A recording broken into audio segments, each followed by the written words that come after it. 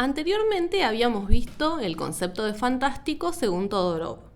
En esta oportunidad vamos a ver el concepto de fantástico para Cortázar. Por empezar, Cortázar es un escritor, mientras que Todorov es un crítico literario, por lo cual la explicación que va a dar Cortázar acerca de lo fantástico es también literaria. Por un lado, él va a afirmar que hay una imposibilidad de definición. Cito: ya no sé quién dijo una vez, hablando de la posible definición de la poesía, que la poesía es eso que se queda afuera cuando hemos terminado de definir la poesía. Creo que esa misma definición podría aplicarse a lo fantástico.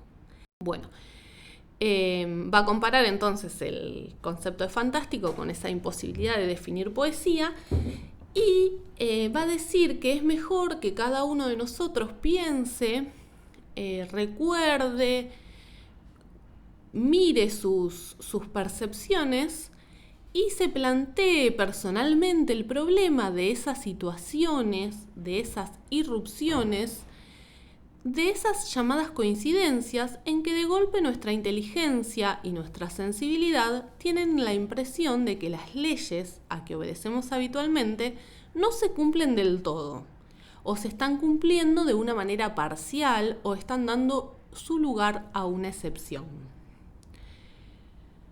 Por ejemplo, ¿no les ha pasado alguna vez que sienten que alguien los está mirando y se dan vuelta y realmente alguien los está mirando?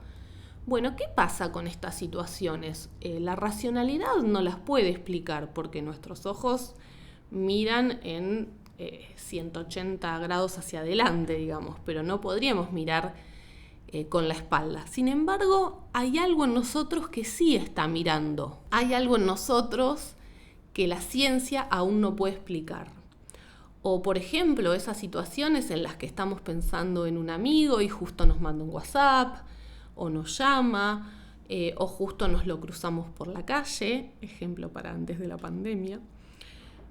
Bueno, esas situaciones que no se pueden explicar del todo. Entonces, él va a decir que eso es lo fantástico. Es un sentimiento, ese es el sentimiento de percibir que en un momento determinado todas esas leyes de la física no llegan a explicar eso que yo estoy sintiendo o eso que estoy percibiendo. A ese sentimiento él le va a llamar extrañamiento, que es una palabra que ya ha sido usada por otros críticos de la literatura, que son los formalistas rusos. Extrañamiento viene de extraño. Los formalistas rusos le llamaban la ostranenie porque son rusos. Y para ellos tiene que ver con mirar el mundo como si fuera la primera vez que lo vemos. Para ellos es un ejercicio que suele hacer la literatura, que tiene que ver con esto, con describir las cosas como si fuera la primera vez que las vemos y lograr una desautomatización en el lector.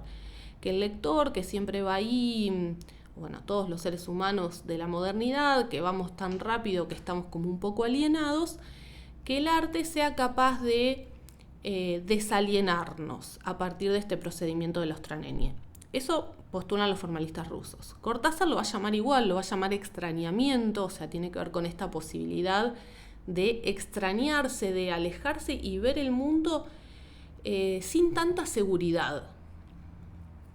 Cito: entre dos cosas que parecen perfectamente delimitadas y separadas, hay intersticios por los cuales, para mí al menos, pasaba, se colaba un elemento que no podía explicarse con leyes, que no podía explicarse con lógica, que no podía explicarse con la inteligencia razonante.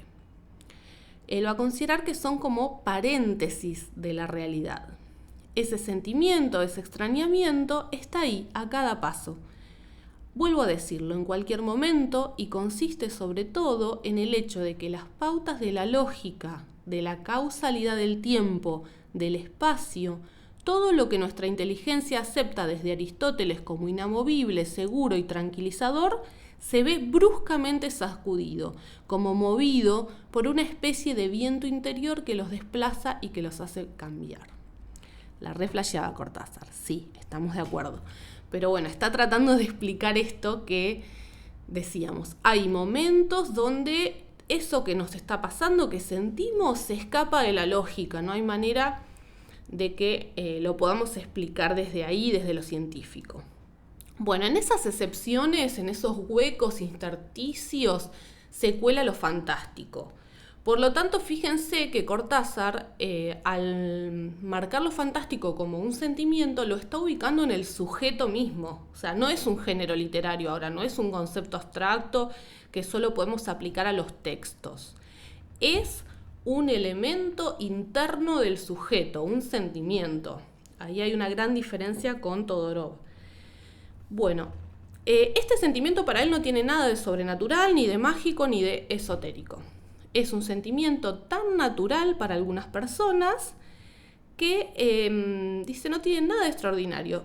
Solamente que las personas que lo aceptan, que ese sentimiento está y que no todo puede ser explicado, que lo viven con naturalidad, esas personas que lo viven con naturalidad son quienes mayormente lo captan. Bueno, y él va a dar el ejemplo de la memoria. Justamente recién decíamos que Cortázar ubica el sentimiento de lo fantástico en el sujeto, por lo tanto no es casual que ejemplifique con la memoria, que es un procedimiento mental. Y cuando hablamos de esto tenemos que remitirnos a lo que vimos en el video sobre Ominoso, porque Cortázar está también pensando en la teoría psicoanalítica de Freud o en esa concepción de sujeto en la cual hay elementos conscientes y elementos subconscientes. Entonces él va a plantear esta idea de una memoria activa y una memoria pasiva. Hay cosas que tenemos en la memoria todo el tiempo, la tabla del 2, y hay cosas que las tenemos olvidadas y que a veces en algún momento hay un detonante que nos hace recordarlas. Esa sería la memoria pasiva.